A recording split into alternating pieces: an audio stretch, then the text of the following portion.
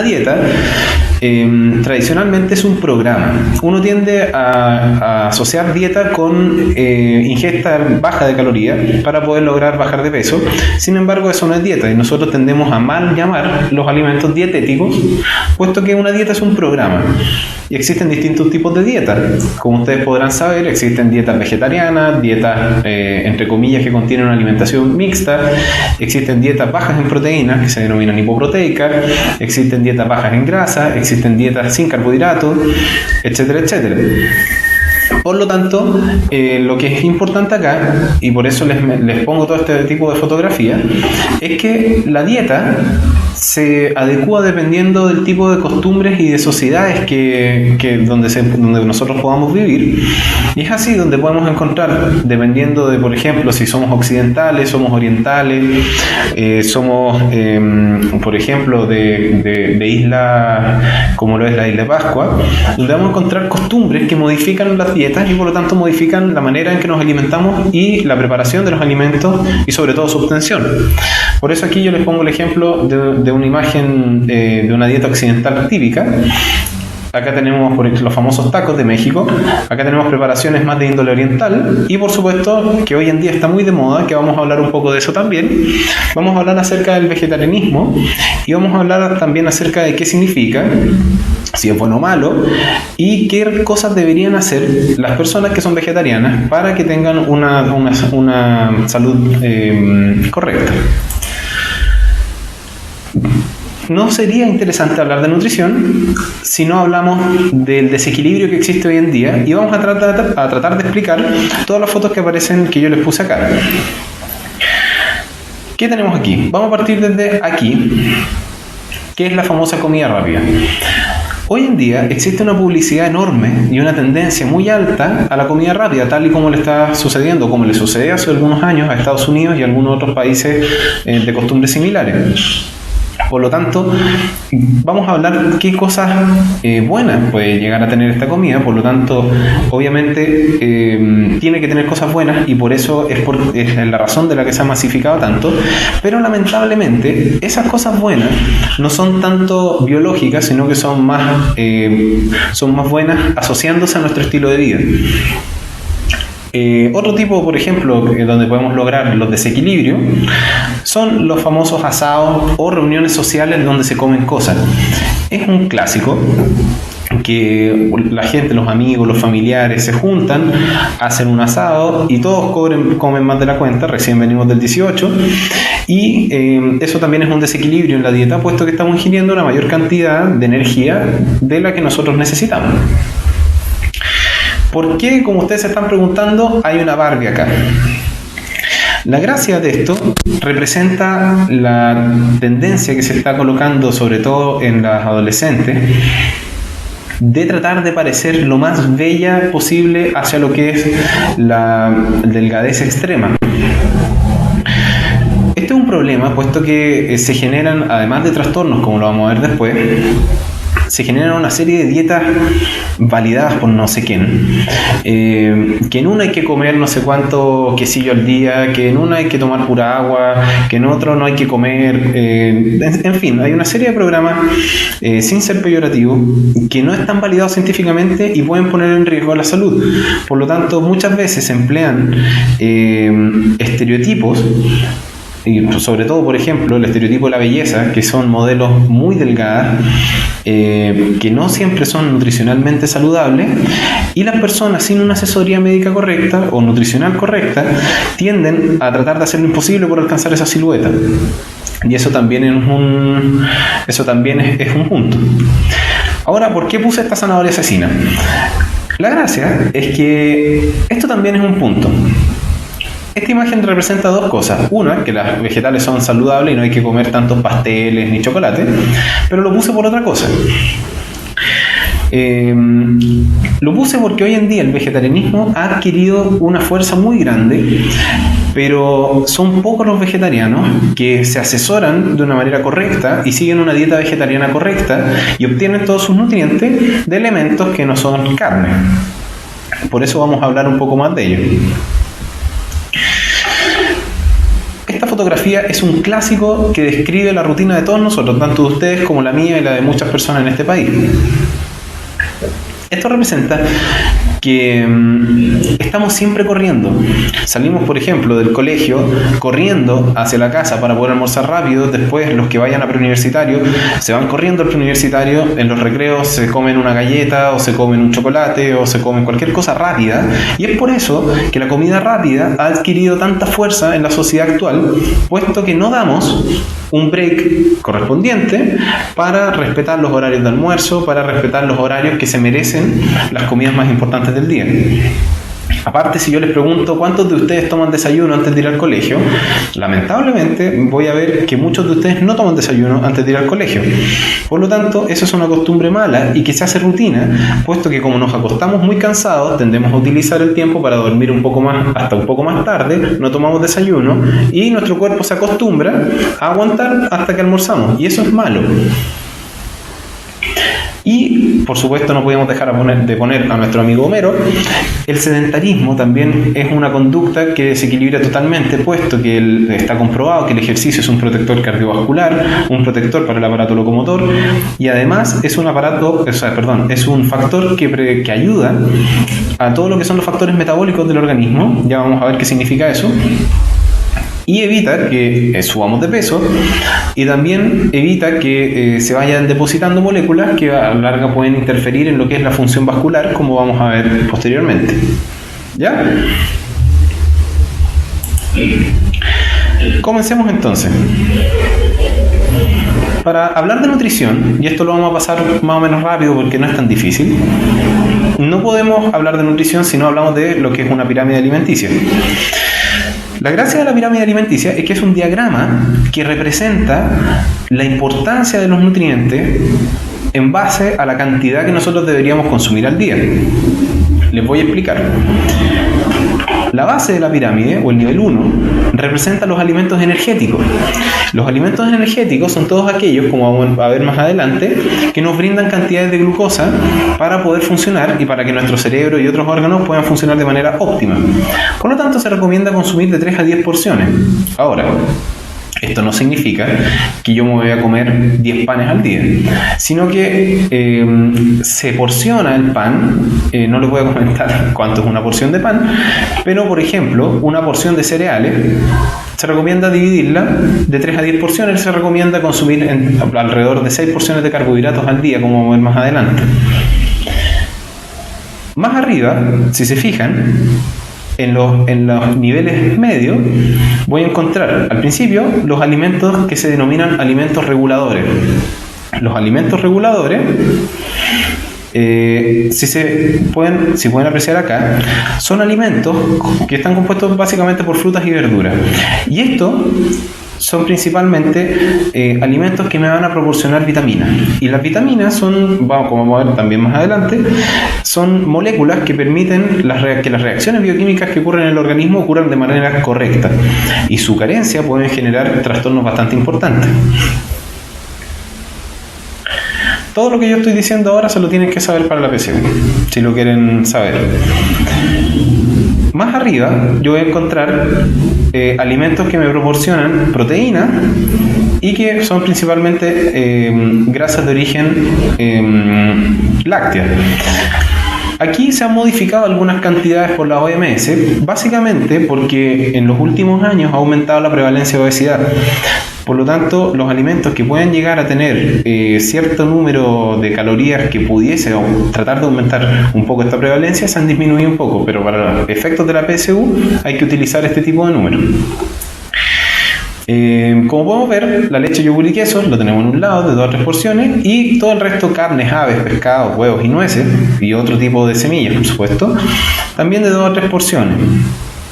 Si subimos, tenemos que consumir poca cantidad de aceites y grasas, y finalmente en la punta de la pirámide alimenticia están los azúcares refinados, los dulces, el azúcar como tal, y las frituras.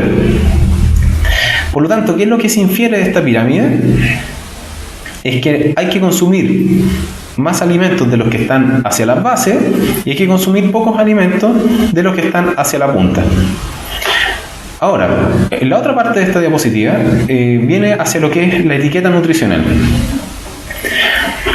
A veces es un poco de perogrullo tratar de decir, oye, todos los alimentos en Chile tienen que estar rotulados para ser vendidos.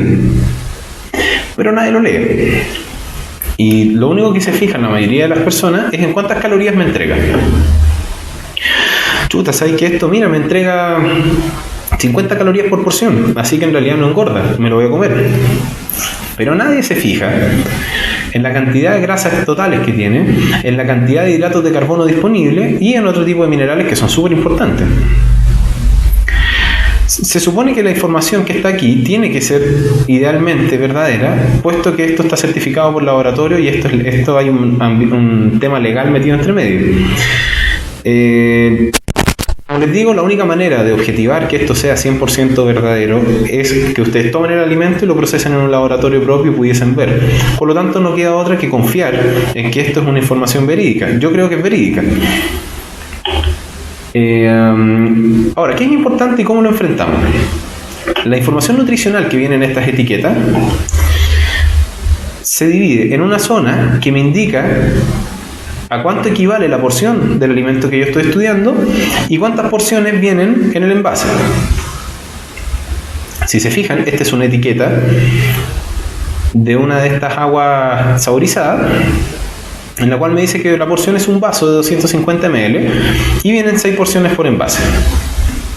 El desglose que viene abajo va a venir cada 100 ml y por porción. La energía es las calorías que me va a aportar en total, en forma de kilocalorías. Como yo ya les dije, como esto se trata de agua, a fin de cuentas, agua saborizada, me va a aportar muy pocas calorías. Sin embargo, no voy a tener proteínas ni grasas ni hidratos de carbono disponibles. ¿Por qué? Porque las aguas en general no deberían tener ni proteínas ni grasas. Y si tuvieran azúcar, tendrían hidratos de carbono disponibles. Ya vamos a hablar qué significa eso. Como son aguas minerales, tienen alto nivel de calcio. Y para algunas aguas que dicen libre de sodio, esto es lo mismo que los productos light que dicen que tienen 0 calorías. No existe ningún alimento que no dé ninguna caloría. A lo más va a tener una o va a tener 2. ¿Ya? Por lo tanto, fíjense que en el caso de algunos minerales, como el calcio, cada 100 ml me da el número exacto que me va a aportar en unidades de miligramos. Sin embargo, cuando yo hablo por porción, viene un porcentaje. Y este porcentaje significa una comparación con respecto a cuánto yo debería consumir al día de este mineral. Por lo tanto, un vaso de esta agua saborizada me va a aportar el 9% del calcio total o la ingesta promedio de calcio al día. La de abajo, si dice 2 cubitos, esta es una información nutricional de azúcar en cubitos, de azúcar blanca. Por lo tanto, acá dice que la porción son 2 cubitos que equivalen a 10 gramos y vienen 50 porciones por envase, es decir, vienen 100 cubitos por envase. Por lo tanto, tenemos lo mismo que habíamos hablado arriba, cada 100 gramos y por porción. La energía que aportan 100 gramos son 400 calorías, no es despreciable. Sin embargo, la porción son 2 cubitos, es decir, son 10 gramos, que es el 10%. Proteínas y grasas no aportan, puesto que estamos hablando de azúcar y el azúcar es un carbohidrato refinado. Pero los hidratos de carbono disponibles, que esto es lo que yo quería hablarles, fíjense el número que son. Cada 100 gramos que yo consumo de azúcar, tengo 99.8 gramos de hidratos de carbono disponibles. ¿Qué significa eso? Significa que este azúcar este alimento está construido de tal manera que si yo me como un terrón de azúcar, voy a absorber o voy a tener una biodisponibilidad, es decir, la capacidad biológica que yo tengo de utilizar lo que me estoy comiendo, cercana al 100%. No es menor. Y la cantidad de sodio, si se fijan, esto es azúcar, pero igual tiene sodio, es menor a 1, menor o igual a 1 por 100 gramos, y es menor o igual a 0.1 porque es el 10% de lo que habíamos hablado anteriormente. ¿Entendieron eso?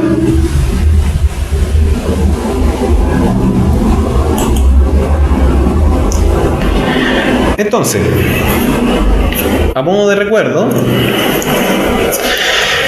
los alimentos son mezclas de distintos nutrientes que vienen en distintas formas. No es que cuando yo me como un trozo de carne, yo estoy comiendo exclusivamente proteínas, sino que tiene lípidos, tiene carbohidratos, pero en distintas proporciones y predominan otro tipo de nutrientes.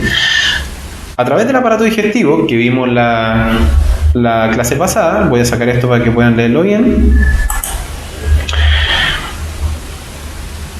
Estos alimentos son transformados a biomoléculas que posteriormente son transformadas a nutrientes elementales, monosacáridos, ácidos grasos, aminoácidos, etc. Se absorben a través de todo lo que ya vimos en la clase anterior y luego se distribuye por el sistema cardiovascular para poder ser utilizado por todas las células del organismo. Por lo tanto, esta es la dinámica de la nutrición. Estos los hidratos de carbono disponibles, para los que no entendieron, no es dañino comer fibra en exceso, solamente va a tener algunos trastornos de la motilidad intestinal. Esto de los hidratos de carbono disponibles significa que si yo me como una cucharada de azúcar, probablemente puedo absorber el 99.8% de esa cucharada de azúcar. Y eso significa que mis células van a disponer del 99.8% de los monosacáridos que provean esa cantidad de azúcar. Eso significa.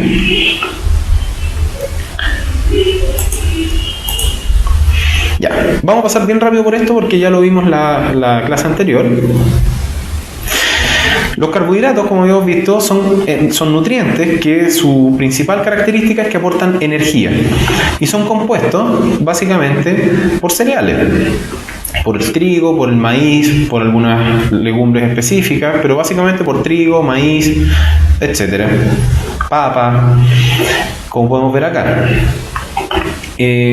Con ella se utiliza para hacer pan, el conocido pan que está fabricado con harina de trigo. Hoy en día, por el aumento de la prevalencia del SPRU o de la enfermedad celíaca, cada día aparecen más productos compuestos con harina de arroz, puesto que los que poseen la enfermedad celíaca tienen una alergia al gluten, que es una proteína que tiene la harina de trigo. Y acá también tenemos estas pastas que por lo menos a mí me gustan mucho y es un problema porque las pastas hacen engordar mucho. Y recuerden que el almidón, una vez que se hidroliza, se obtiene glucosa alfa principalmente, que es la molécula que nosotros podemos utilizar para sintetizar ATP, como ya habíamos visto en una de las clases anteriores. En cuanto a las proteínas, acá tenemos una foto donde aparecen huevos, trozos de carne, pescados, algunos quesos, lácteos. Y por supuesto no podemos olvidarnos de las semillas como las almendras, el maní, las nueces, algunos hongos como los champiñones. ¿Y qué es importante acá? ¿Para qué yo consumo proteína? Puesto que en realidad de los 20 aminoácidos que yo utilizo para formar proteína, la gran parte de ellos son sintetizados por las propias células del organismo. Pero hay un grupo de aminoácidos que no es sintetizado por el organismo.